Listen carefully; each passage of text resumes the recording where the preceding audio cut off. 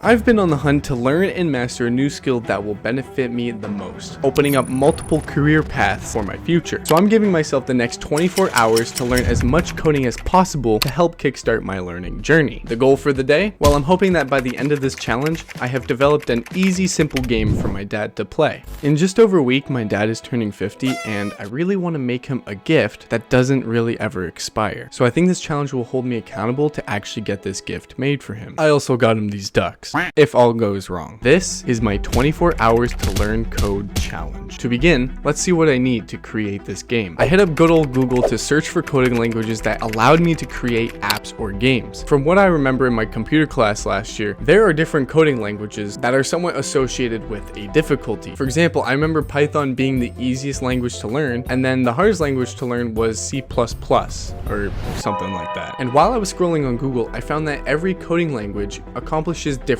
things. With a little disappointment, I realized that I wasn't able to use Python, but instead, I used Java. I knew I recognized the name Java because Minecraft was literally created with Java. So since the goal is to make a mobile app for my dad, I think Java is the best language to learn. I now had to think of a game to actually make, something really easy and basic. So I thought, since I'm getting my dad ducks for his birthday, why don't I make a game that's somewhat associated with ducks? And that, my friends, is what brought me the excellent idea to create the game Flappy Duck. Yes, Flappy Bird, but with a duck. So with the game idea in mind, I instantly searched how to make Flappy Bird with Java, and this is what I found. I think this is perfect.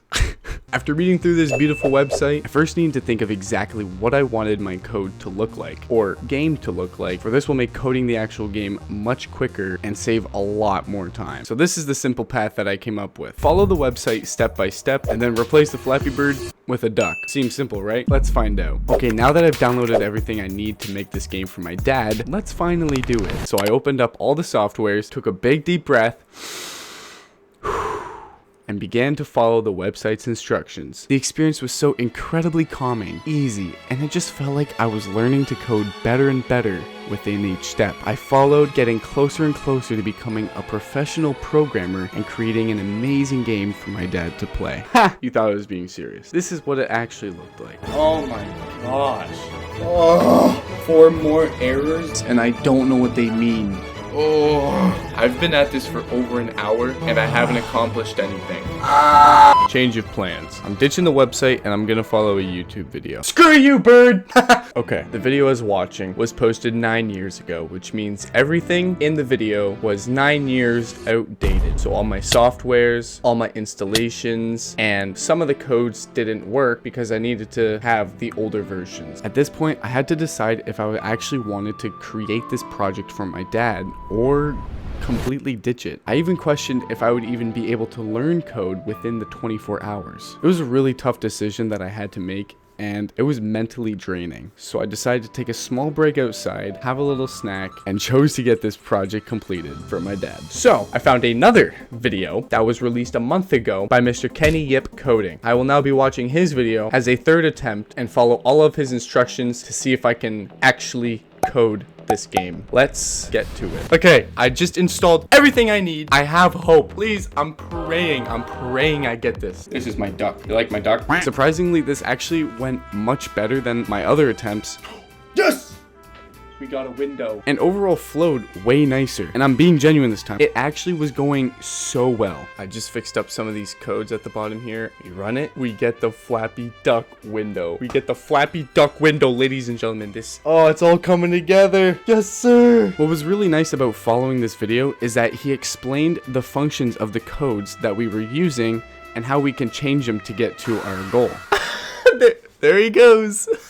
To be honest, I'd say I learned more from this video than I did from my entire class. Okay, so now I have added all the images. I've added gravity. I've added the fact that the bird is going up, if that makes sense. And now I've added the jump button. So if I run this, you can see I'm pressing the space bar and he's jumping. Like, that already is so cool that I was able to do that. I'm not gonna lie, at first coding felt like absolute torture, but then I started to actually enjoy it. There he is.